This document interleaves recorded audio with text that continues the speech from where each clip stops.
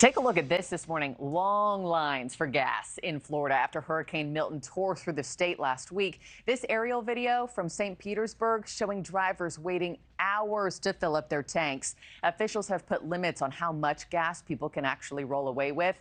Things are so dire that fuel tankers are being escorted by police to areas hit hardest, with Florida Governor Ron DeSantis saying fuel depots are open, with more expected to be set up in the future.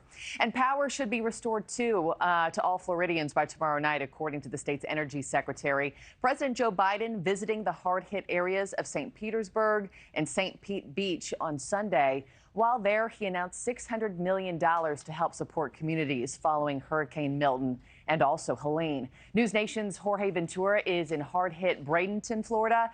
Jorge, what's being done to get residents the relief that they so desperately need right now? So, Markie, right here for residents in Bradenton and closer to the waters in Bradenton Beach, the top two issues were the gas shortages and the power shortages. So over the weekend, we were actually reporting at a gas station where residents were waiting for over 4 hours to fill up gas. We actually witnessed over 500 vehicles waiting at that gas station.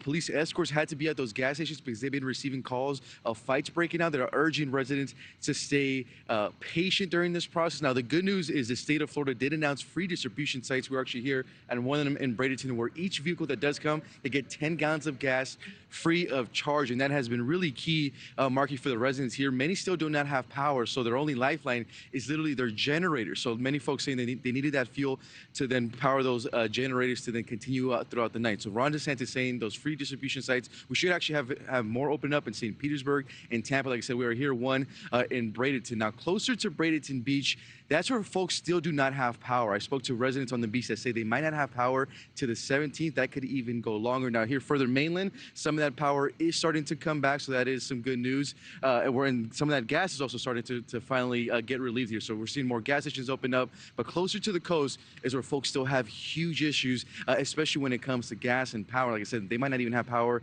to the 17th. Some of that debris cleanup that we've been reporting over the weekend, that's starting to get cleaned up here further mainland. We've been reporting in residential areas that had these massive trees fall either on houses or actually just in the middle of the street. So that's still trying to get cleaned up. That's actually making huge progress here in Bradenton, more mainland. But on the coast is where folks are still having main issues of just their homes literally have been destroyed. Businesses have been destroyed. That's an area that really depends on tourist economy. We actually spoke to one woman that returned to her home with 17 inches of floodwater. She was attempting to actually recover from Hurricane Helene, only to come back to Hurricane Milton with everything destroyed. So for folks on the coast, they still have a long road ahead here, Markie, more further mainland. Life is starting to get back to normal, especially with those power outages and the gas. Ron DeSantis did say that Port of Tampa Bay did receive power as of Friday late, so then they started to get some of that relief. But for folks on the coast, they still have a long road ahead. And as of now, like I said, Markie, things are slowly starting to get back to normal here as the power has come back on this Monday here in Bradenton. Yeah, I was just curious, you know, when you started going into your report, I was curious how hot it was in Bradenton. I looked it up on my weather app, 82 today. I mean, think about people all over Florida without power in the wake of this hurricane, how hot it's been for folks. Jorge Ventura, thanks so much. Unbelievable. Thanks for watching, everybody. Go to joinnn.com to find NewsNation on your television provider. Also, don't forget to click that red subscribe button below to get more of NewsNation's fact-driven, unbiased coverage.